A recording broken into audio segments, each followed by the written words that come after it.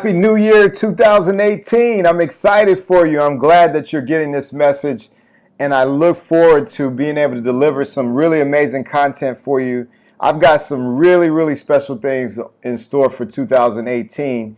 And if you're getting this message, then you've either come across me in a gym in New York or Miami, you've been a client of mine, or you've had assessments with me, or you've talked with me about fitness, or you've been a coaching client, a wellness client. And, I'm really, ramping up my systems now so that I can deliver a lot more to a lot more people and really help people see some of the insights that I've made. I've been doing fitness for about 10 years now. So this is this would be a full decade. 2018 would mark my 10th year in working in the fitness industry. And I do a lot of other things as well, but fitness has been something that is health and fitness have always been a high value for me for a long time. And when I was very young and I wanted to sell a lot of things, I always said, I only want to sell things that I know can make an impact or make a difference in people's lives. And that's why I chose fitness early on when I was in New York City as, the core business that I really wanted to get into because I enjoyed it and I also felt like it could make an impact. Now, the challenge is, as a personal trainer, trading time for money all day, every day, it can wear on you a lot. And over time, I started realizing it was important for me to leverage myself by developing products, by developing systems, by creating things that people could learn from when I'm not there. So you could be on the beach, I can be on the beach, you can have a wonderful life, I can have a wonderful life, but you still get the information versus me having to rely only on my hourly time in the gym. So I'm a lot more selective with my hourly time, but I have this database and this amazing repository of information and resources and references of working with clients that I can do a whole lot for a lot of people by just capturing some important content. So what I'm going to share with you today, January 1st, the first day of the new year, 2018, it's time for a fresh page, a new chapter, new life.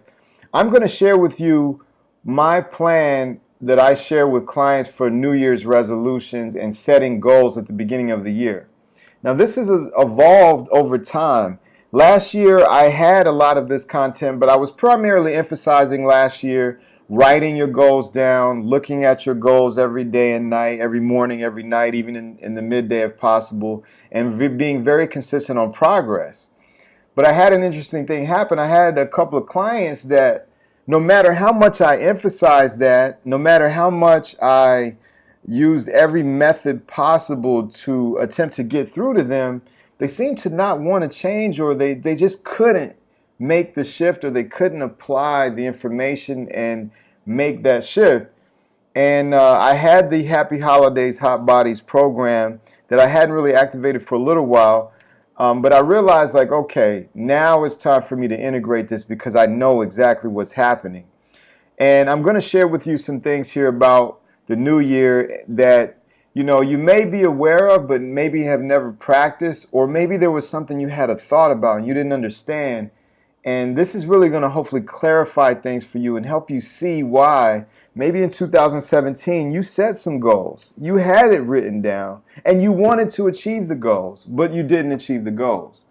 Like for me, I had a goal on my creative side that I wanted to write 100 songs and record 100 songs during the course of 2017. Now I got to about 70 or so, which I'm very pleased with.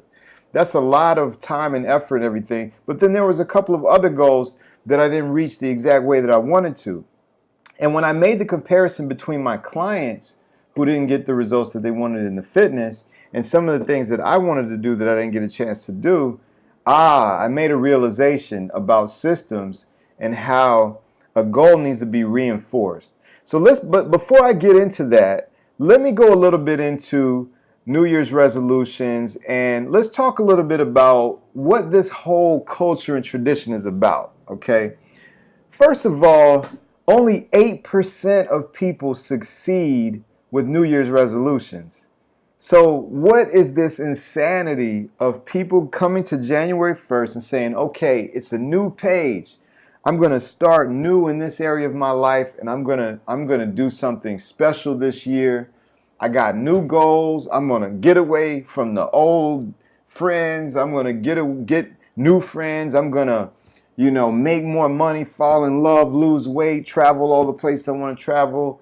I'm going to excel in my career, all these things. Why do people, by the time March comes around, just go right back into the regular habits and routines? Well, I think to really understand why this happens, it's important to examine, who started New Year's resolutions? What are New Year's resolutions? Where do they come from?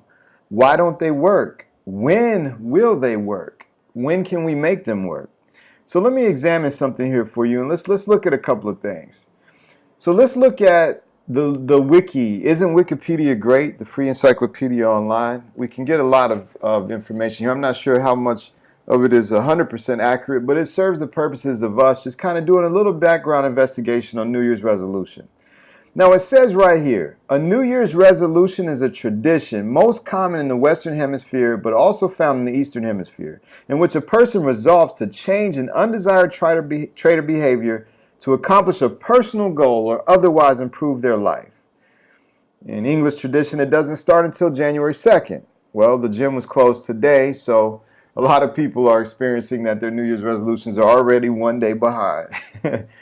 So, okay, what is this here? So you see, Babylonians made promises to their gods at the start of each year. They would return borrowed objects and pay off their debts. The Romans began each year by making promises to the god Janus, from whom the month January was named. Interesting, Janus, January. In the medieval era, the knights took the peacock vow at the end of the Christmas season to reaffirm their commitment to chivalry. Okay, so all these things, were this documentation of improvement of life. And when we look at improvement of life, most people just simply want happiness, joy, health, love, awareness, and wealth. They want to have self-actualization, make a difference in people's lives. And unfortunately, people come to a standstill and don't. But now let's look at what some of the popular goals are. This, by the way, it goes back into the Great Depression, talks a little bit about the percentages of people that participated in the New Year's resolutions and things like that. And that's kind of expanded as time is going on. So more and more and more people participate in this tradition, but less and less people actually do what they say they want to do.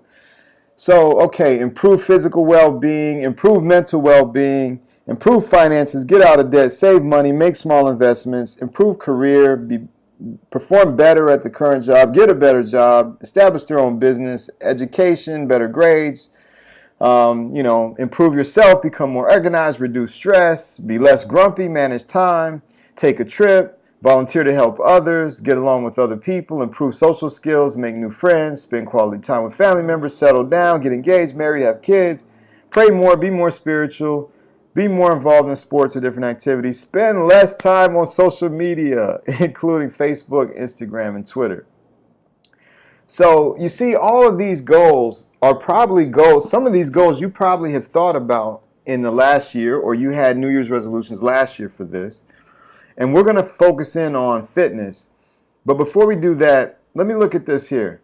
2007 study by Richard Wiseman from the University of Bristol involving 3,000 showed that 88% of those who set New Year's resolutions fail. Now, there's a new statistic that's floating around that's actually 92%. But despite the fact that it says that 52% of the study's participants were confident of success at the beginning, men achieved their goal 22% more often when they engaged in the goal setting, and they had small measurable goals. But still, the failure rates are so high with this. Now, when you really think about it, if you look back at that first paragraph, accomplish a personal goal or otherwise improve their life. The number one thing about New Year's resolutions that must change if you want the concept of a New Year's resolution to actually take effect is that you have to agree to yourself and promise to yourself that you're undergoing improvement every single day of this year. And that January 1st, 2019 is just going to be another day of improvement. I've looked at it like that since probably about 16 or 17 years I've been living like that now. Every single day I look for a way that I can improve, whether it's health, whether it's education, whether it's money-wise, whether it's friends and relating to people, whether it's my own emotions, my mind, and I've learned that from mentors that taught me that constant never-ending improvement is the most important aspect of self-development.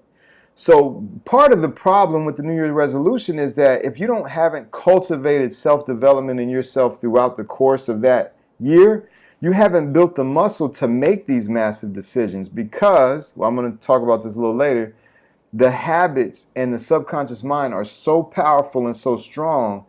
What you've been doing all through December is going to be, it's going to override what you want to do from January 1st forward. So how do we circumvent that and how do we prevent that? So let me go back here. Okay, so we got an idea of what these are, where they come from. Now, why they don't work and when will they don't work? The reason why they don't work, again, like I said, is because of this massive subconscious mind that you have. You have your conscious mind and you have your subconscious mind. Now, the brain is basically your kind of like antenna with the subconscious mind, with the universe, with the mind, the overall consciousness of your life. So if you are caught in certain patterns of behavior, if you can change those patterns of behavior directly and rapidly, but you have to really aggressively attack them and really focus on them to make that work. Otherwise, it won't work. So when will New Year's resolutions work? They will work when you work every single day to accomplish that achievement of improvement of yourself or changing of this habit. Now, what are some of the fitness resolutions that I've come across in the last 10 years and that I've observed in clients, friends, family, myself, others? A lot of people really, truly want body transformation. A lot of you there, you want your body to be better. You want to look in the mirror and see, a goddess. You want to look in the mirror and see a god. You want to see a king. You want to see a warrior. You want to see a beauty queen. You want to look in the mirror and see your ideal self.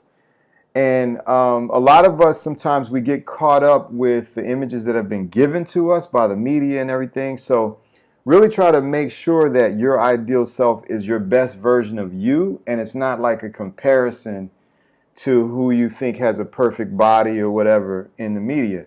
So that's the first thing that people want to do, is they want to change the way they look and feel. You want to transform the body, okay?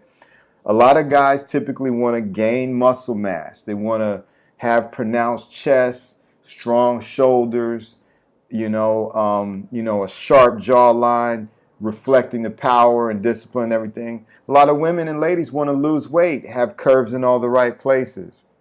Almost everybody wants to have more energy so they can accomplish more and do more and be more for other people and live life better. And a lot of people, it's just a matter of life and death. They don't want to die this year. So, and there will be a lot of people that die from terrible diseases this year, some of them preventable diseases. So a lot of people just want to have better health so that they can live longer and live more vibrantly and have more vitality while they're here. And then, of course, there's those who participate in sports or activities. They want to, be able to dunk a basketball, shoot the soccer ball and make it curve and spin all around the goalie. Some people want to play volleyball. Some people want to swim and scuba dive. There's all kinds of performance goals that people have too that they can set as standards for goals. So the type of resolution you have is perfectly fine. I do encourage you to pick one that you think would make the most important impact in your life. If you've been struggling with weight loss your entire life or for many years, it's time to just say, yeah, more energy is cool, but I want to lose this weight. I am going to lose this weight. If you've been sick or ill, pick better health. Because the looks and everything, a lot of times, all of that's going to come with the process of whatever you choose. Now, in terms of goal setting, this was the big realization that I had in 2017 working with clients. So I realized that when you have a goal, even if you write it down, if that goal is not backed up by systems that are in place that support your habitual behaviors, it's very highly likely that you're not going to achieve that goal. So if you have no system in place, and a system means a group of resources, whether they be people, a type of environment, whether it be a gym, a set procedure of processes or exercises that may be like a personal trainer that has a workout plan for you or a nutrition plan, or like I have the online program now, whatever it is, you need to have something that holds you accountable to these goals that we had on the other slide. Now, SMART goals are the best way to set goals.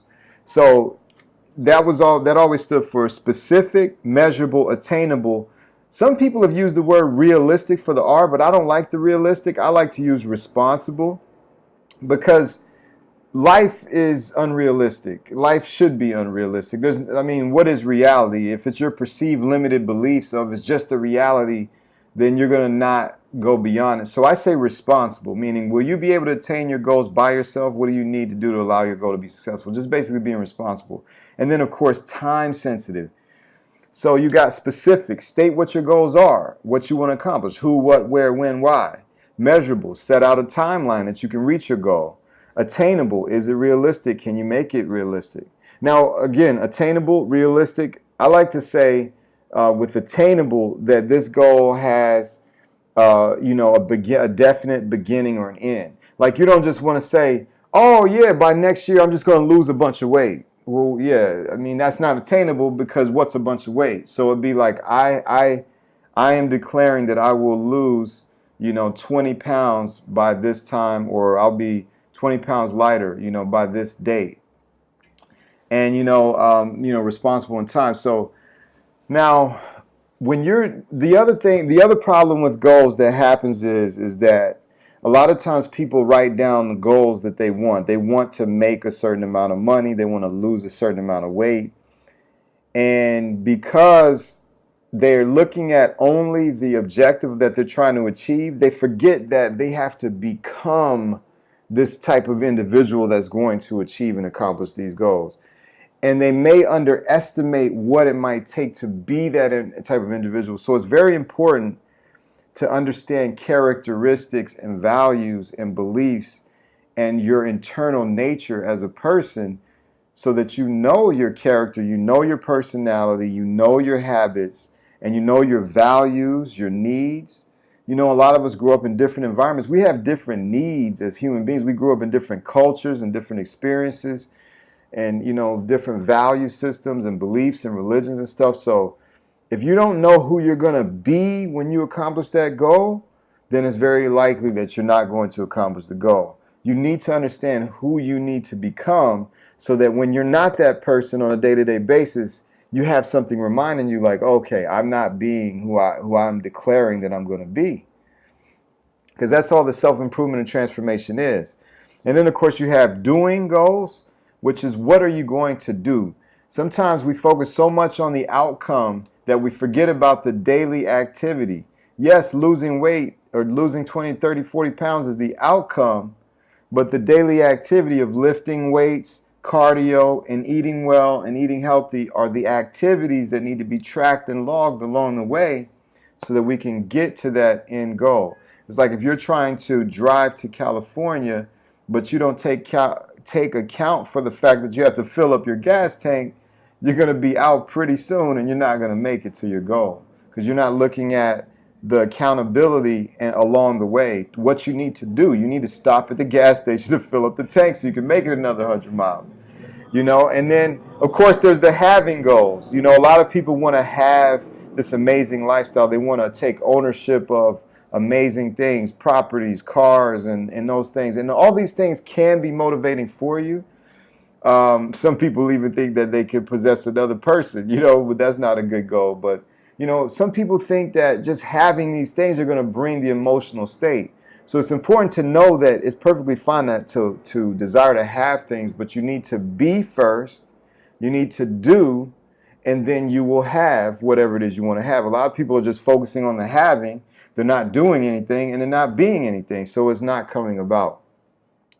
Now, systems, the reason why systems are better and more powerful than just goals alone is that when you have a system, it's predictable, quantifiable, it's habitual, measurable, tweakable, and consistent. It's something that you can rely on. The human brain has a high tendency for biases. Like we can delude ourselves, we can trick ourselves. In fact, every client that I know that I see and I've been around for a good amount of time and they haven't gotten results, it's because there is a form of self-denial or delusion going on with them about weight loss. And it's their non-willingness to confront it that keeps them in that space. Because we know scientifically that weight loss is eating less and moving more. And if that's done consistently over a set period of time, then the person will have the desired body that they want. And that's what every personal trainer, every athlete, everybody that achieves fitness and health success, that's all we do. That's it. And we just keep it consistent and we just keep doing it. So for us, it seems like maybe other people might think, wow, it's just so easy for you because you're a trainer or fitness or an athlete or whatever. But it's because we are not deluding ourselves about what it takes to do that. That's the problem. So when you have a system, that system keeps you accountable and it keeps you into a point where it's basically like systems are like training wheels for your habits. And you're going to see, I'm going to leave a link at the bottom of this email for the Happy Holidays Hot Bodies program, or Happy Holidays, Happy New Year Hot Bodies program that I've developed to help people sustain themselves this year. It's basically a ton of audios and content and videos that's put together with a set of rituals, 9 rituals over the course of 12 weeks, that every single day you can document what rituals you're doing. And if you're doing those things and you're being the person who's accountable to that, you will have the results you want. So that's what I've developed for systems this year, and that's why systems are so powerful. Now, let me finish with one thing that I think is very, very important, and it's just this is one of my just deep insights that I've just had working in different industries and comparing a lot of areas of improvement and goals and in myself and other people and things. And what that is basically the habits of health and wealth. So I've got a grid right here.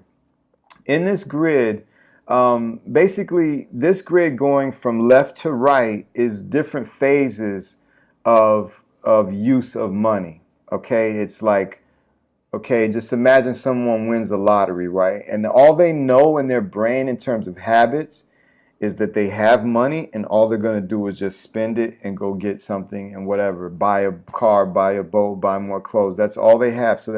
And they just, spending on like fast food and candy and everything. So basically, if a person like that had money, what would happen is it would just completely go away. They would just basically spend all of it. It would be gone. Okay, then you have earned income, which is the majority of people in the world who are employed or self-employed. That earning income is just a process by which you're engaged in a positive activity that's legal that allows you to earn and collect income. Okay, and then the next level habit is actually storing and saving money that you can use to invest in yourself or a business or stocks or assets or something like that, right? So that takes you up the scale there. So now wasteful spending is really going backwards when it comes to money. It's basically, and then earning, saving, and investing are basically your kind of stair step up with money, right? Now the same exists for fitness and health, because if you ever notice, eating and drinking crap costs money. When you're eating and drinking crap, it costs you. It's a form of where a lot of wasteful spending goes. So those two kind of go together. And what happens with that is a condition of poverty, being sick, fat, and tired. And I'm going to get to all these squares in a second. Now, so eating and drinking crap, to reverse yourself from that bad habit form would be to exercise a lot, delay gratification and control eating, and then nourish yourself with eating well with nourishing food and fuel. Okay, so power is basically the combination of time, energy, and money, right? And so, when people say loser in life or winner in life, I think that people would say a loser in life would be someone who is sick, fat, and tired, and is poor and poverty, impoverished, can't help anyone, can't help themselves, can't do anything for the world, complete poverty. That would be the biggest loser. And I mean loser in life, not loser of weight, right? So that would be like the bottom of the pits. That's like the rock bottom of the barrel, right? And then the top would be outstanding health, outstanding wealth, the ultimate winner, having it all. So that means that your body is a reflection of all of your nourishing and healthy habits, and you have all the material trappings or abundance or wealth that you could think or dream of, and everything is good, and you have all things in place. Now, most of us fall in between these two extremes of being a total loser in life and a total winner in life, having it all. But what I think is important is if we begin to understand this grid and how we can move ourselves along this grid in order to get closer and closer as possible to our ultimate winner within, which is the inner winner within, having it all, outstanding health and outstanding wealth. Now, let me explain how this, you see the orange section here. So let's say that somebody is sick, fat, and tired, and they're drifting toward poverty because they just eat and drink a lot of crap and they just waste and spend all their money, right? Well, if that person starts just exercising a lot, even though they're still a wasteful spender, they'll probably become a little bit more productive. They'll have some good health, and but the only problem is they'll still be in poverty. So they're still losing in life, because basically what's going to happen with that is that the poverty is going to pull them back into being sick, fat, and tired, because when you can't afford to eat good foods, then you have to eat crappy foods, which brings you back. So it's sort of a downward spiral there. Now, on the opposite end of that spectrum, you have, let's say, somebody that's earning income and they're doing pretty well for themselves financially. Let's just say they have a good job, basic job, doing well, but they earn their money and then they spend it on eating crap and drinking crap.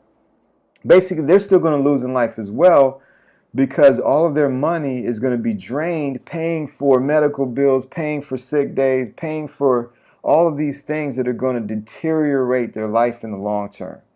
Okay, who has the potential to win is somebody who is starting to exercise a lot, starting to work and earn income, whether it's their own self-employed business or they work for someone.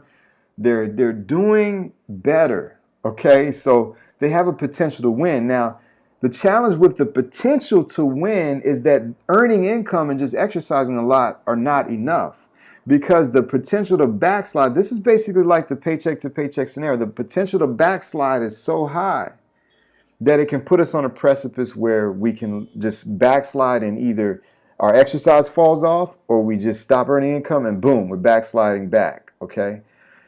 To jump forward, the only thing that will get us past that orange level would be the combination of delayed gratification and saving and storing money.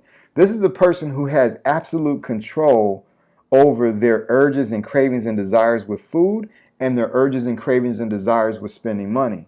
So they will have, if they had delayed gratification with their food and their exercise and eating, and they can really control that, they would have excellent health. But if they still have wasteful spending, that would be poverty. Now, the chances of that are a lot rare, because if somebody has the mentality to be delayed gratification in their mind with food, it's more likely that they won't be a wasteful spender. But it is possible, and there are people that are like that just due to certain emotions and conditions in life and things. People get imbalanced. We all get imbalanced in different ways. And then the excellent health and earning income and doing well, they're going to win in life, because now they're on a process that's now spiraling upward. Now the good energy and good habits are going to pull them up to a better lifestyle. But then if you have somebody who is an excellent at health and delayed gratification and excellent at saving and storing money, and they're a sure winner, because now they've put themselves in a position, that square, that bright yellow square, they've put themselves in a position where if they just keep doing what they're doing, and then they kick it out to the next level, which is investing and multiplying their business and nourishing with fuel, they're going to be an ultimate winner. So that yellow is a sure bet. That's a sure winner right there. Somebody who has the ability to exercise a lot, delay gratification with food, earn great income, save and store money, that's a sure winner. Okay? Now, on the final end of the spectrum is someone who realizes that not only they're going to control how they're eating, they're going to go the extra mile and nourish themselves with extra food that's going to fuel them with extra energy. That person would have outstanding health across the board. Now, if they do still wasteful spending, again, boom, they're going to lose. But now if they combine that with their earning potential, nourishing food and fuel with their earning potential, now they have the best chance to win, because they have outstanding health and they have some good wealth. All they have to do is kick it to the next square, which is saving and storing money. Now they've got outstanding health, good wealth, they're going to win in life. Now, if somebody is investing, well, let's just say saving and storing, and saving and storing, and with the nourishing fuel, they're going to win. Now, if they're investing and multiplying their business and exercising a lot, they have good health, and they will have outstanding wealth. But see, here's what happens in this square. I'm talking about good health, outstanding wealth, best chance to win. The only challenge is they have a potential to backslide into bad health, because they haven't learned to control their gratification. They haven't learned to control their urges and stuff. So they'll have outstanding health, outstanding wealth, but that outstanding wealth could go right back into bad habits and cause them to be sick, fat, and tired again. Same thing with the person who has outstanding health, but just basic good health. They could slip back into poverty very easily, and then that could deteriorate the health, because now there's no money, so they can't eat as well, and this happens, right? But the ultimate thing here is the win in life is being excellent health, outstanding wealth, outstanding health, and that should be actually excellent wealth. So basically, outstanding health, outstanding wealth is the ultimate winner, having it all. Hopefully this wasn't too confusing, but I can go over this more with you in detail. If you have questions, you can always email or send to me or comment. We can all comment about it. It's going to be on the YouTube here. You can just comment on YouTube what you think about this. But anyway, so look, follow up, and I'm going to have more of these videos going out and really helping you see the clarity of what it's going to take for you to win this year. Because I know that anybody that works with me this year, whether it be just a wellness coaching client remotely or a consulting client or anyone, is definitely going to win, because I've basically fleshed this out to the max. So also see that link for the Happy New Year Hot Bodies link. I've put a lot of material there. It's mobilely accessible by your iPhone. So wherever you are, you can get videos like this of me coaching you through the year, especially through these most important 12 weeks. And you can really have the reinforcement that you need to be like, if you're not sure of how you should be proceeding with certain things with your health and things like that, and your fitness, and you're not sure where it should be, this is going to be the ultimate resource to help you do that. All right, January 1st, Happy New Year, and much wealth and success this year.